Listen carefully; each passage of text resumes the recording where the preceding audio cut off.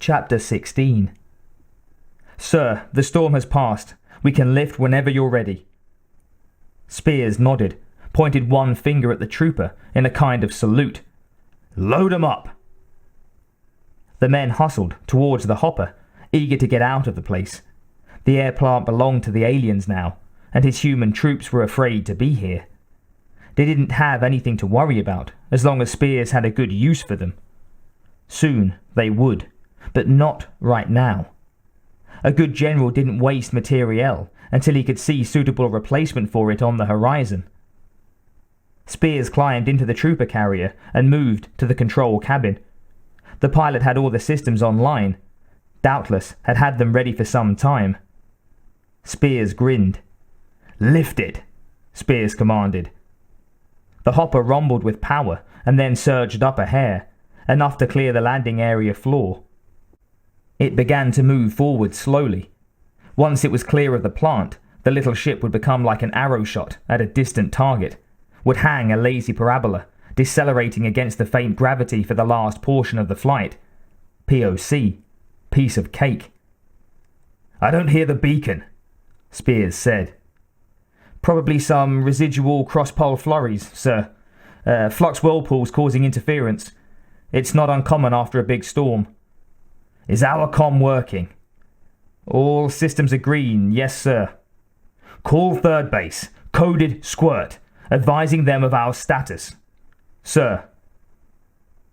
The pilot slid one finger across a motion-sensitive contact bar, then touched the keypad next to it. The general watched. Waited. There's the response, sir, the pilot said.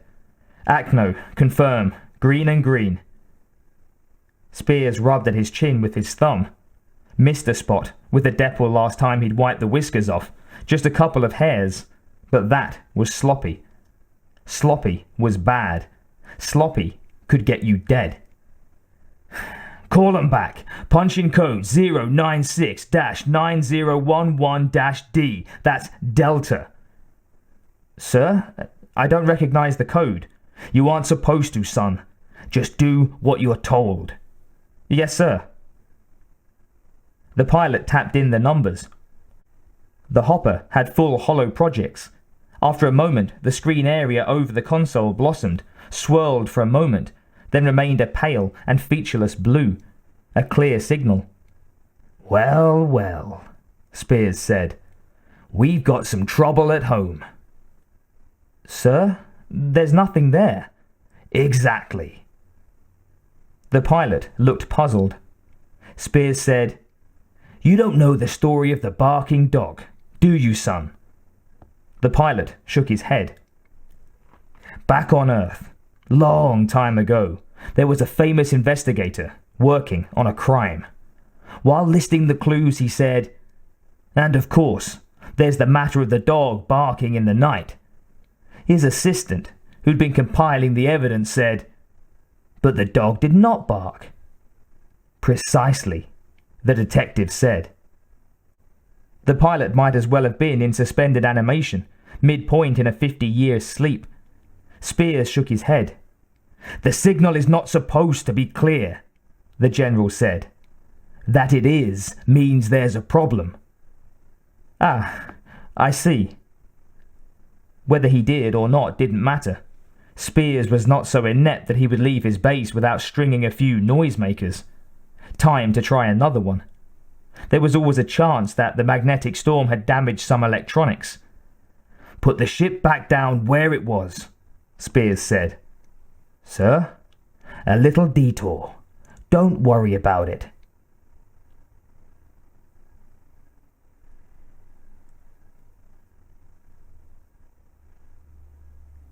Wilks pushed the helmet back on the E-suit. The heaters in the crawler had the somewhat stale air warm enough to breathe and to keep his ears from freezing. Billy sat in the co-operator's chair, waiting for him to tell her what he wanted. Okay, we have to assume that his hopper has got firepower equal to ours, so we have to shoot first. The weaponry here is like that on the APC we flew on the alien's homeworld. Robot guns, computer operated. 20mm expended uranium armor-piercing slugs. All we have to do is plug the target in, like so. He tapped in the specs for a light military hopper. Light the system here. He lifted a protective cover, pressed a button. The fire control screen flickered on. Security code courtesy of Major Powell. Thus. The screen flashed. Armed, it said. System ready. And that's it. Everything is automatic from here on. The ship gets into range, our system hoses it. He's got 25 troopers with him, Billy said.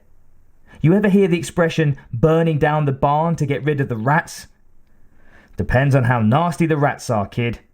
The guys with him are on his side. You can't think about them or their families or anything like that. That's cold, Wilks. War is ugly, Billy. People die. Sometimes the choice comes down to you or them. If Spears gets back here and rallies the troops who might be loyal to him, the rest of us are going to wind up feeding Mama Bug and the little ones. In a perfect universe, there wouldn't be any need for soldiers or Marines. In this one, there is. Billy nodded, despite her feelings. He was right, and she knew it. She had killed before, both APs and humans. She remembered the pirate who had attacked their ship, and how he would have blown them all out of existence. She didn't like it, but Wilks was right. But if the guns are automatic, why do we have to be here? He shrugged. Like a pilot on a commercial arc ship, in case something goes wrong. A circuit could overload, something could jam. Maybe the guns work fine, but somebody gets clear of the hopper in an escape pod and keeps on coming. We're the backup. Billy repressed a sigh. Humans backing a death-dealing machine. She sometimes wondered if people were any better than the aliens. They were killers, but more like ants or bees. Beasts of prey. They hunted to feed, not for sport. And she doubted if they ever planned an ambush or killed their own kind. Then again, Billy had no desire to become dinner for the monsters. She had come too close too many times already. And people like Spears, like those turncoats on Earth who caught and gave their fellow humans to the aliens, those kind of people were psychotic. Whatever it took to stop them had to be done. She just wished she wasn't the one who had to do it.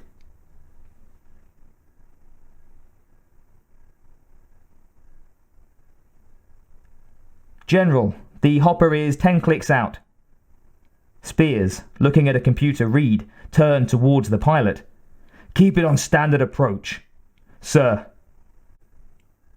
The hopper in which they rode smelled musty, the air stale, and while everything worked as it was supposed to work, the little ship felt loggy. Spears could understand that. The backup vessel had been in storage at the air plant for more than a year, parked and sealed, awaiting just such a use as this. The hopper on which they'd flown from the base was 5 kilometers ahead of them now, empty of personnel, being piloted on remote by the man who normally would be flying this vessel. The co-pilot seated next to him kept the chase hopper on an even path. Same altitude, same speed. Not that it was really necessary. This ship had a major advantage over the drone ahead of them. This ship wore a full stealth suit, and it would be invisible to radar or Doppler, and with the flat black, anodized hull damned near invisible to eyeballing against the dark of space. Still, if the hide-me suit somehow malfunctioned, a lazy radar operator would see a double blip and probably think it was a ghost. Since there weren't supposed to be any other hoppers the same size anywhere near this base, this one didn't show on records anywhere. Spears had seen to that. Then the operator who might see it, if the stealth gear failed, would not be unduly worried. And if, in this very unlikely scenario, the tech didn't scramble a code, he would be fed to the aliens when Spears got back. The general had no use for such troops, even if he was the one trying to fool them. 5 clicks, sir. Steady as she goes, son. This could all be a waste of his trump, but Spears had learned it was better to be cautious than dead. Time was running down on this planetoid anyway. There were big things in the offing, worlds to conquer, glory to be reaped, wars to be won. Spears grinned. And victory begins at home, doesn't it?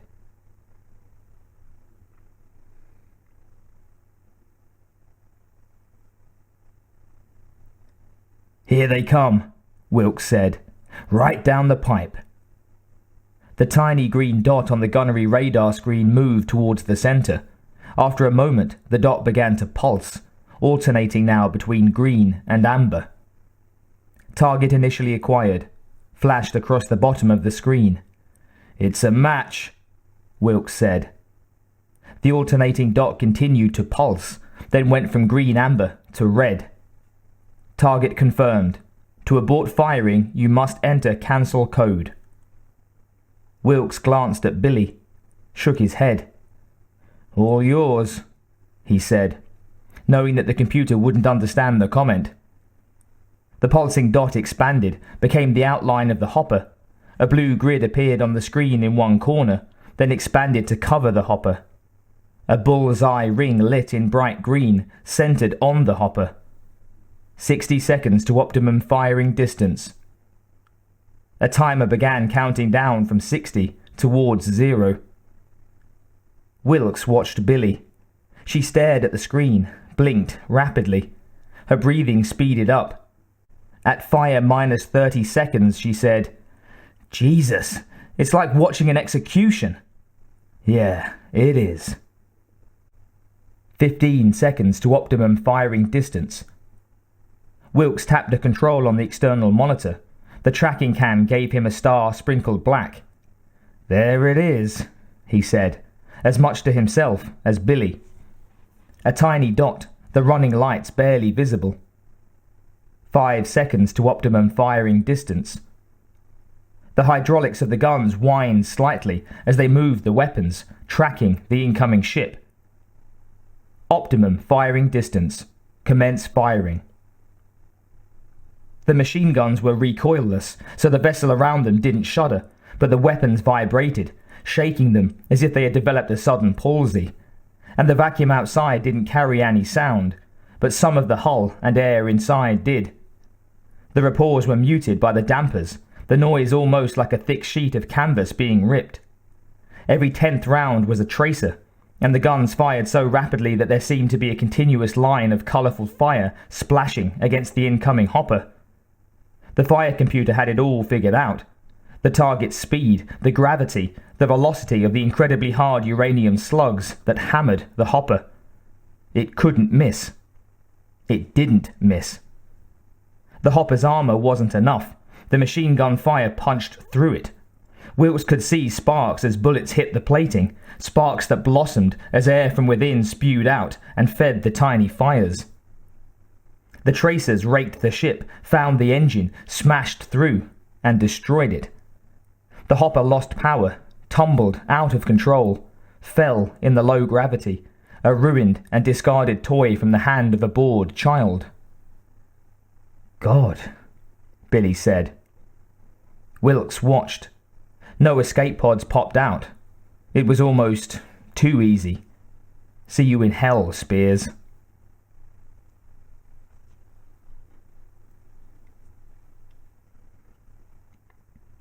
"Sir, the drone is drawing fire." Spears nodded, pleased. "Set your fire control to backwalk the attacking battery." "We'll have to drop the stealth suit to use our targeting systems." "That doesn't matter. We've got the drop on them. Punch them out." The pilot and co-pilot hurried to obey. Got to be Powell behind this, Spears thought. I wouldn't have guessed that you had the guts, you little no-dick bastard. But if you want to play with the best, you've got to be a lot sharper than a chicken shit ambush, Major. I'm going to hand-feed you to the Queen myself when I get down.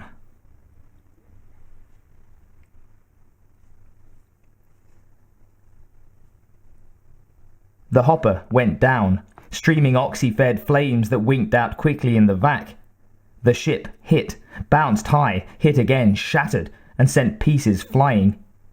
The light gravity let most of the debris sail quite a distance. Those chunks that entered the station's full gravity fell faster, bounced lower. The tracking cam stayed with the lowest section. Wilks didn't see any bodies, but he supposed they were all cocooned into their seats. Just as well. The sight of a ruined human body tumbling across the landscape wasn't one he particularly wanted to see anyhow. Adios, General. Second target acquired. The computer flashed. Optimum distance minus 1,000 meters. Commencing fire. Wilks jumped, stared at the screen. It took a second to register, a second they didn't have to spare. Fuck! Close your helmet! Move! We've got to get out of here! Now! He slapped his own faceplate shut, grabbed Billy's hand, and jerked her up. They scrambled for the exit. He hit the emergency hatch control. Both locks snapped up. They leapt for the opening as the first slugs began to punch holes in the crawler.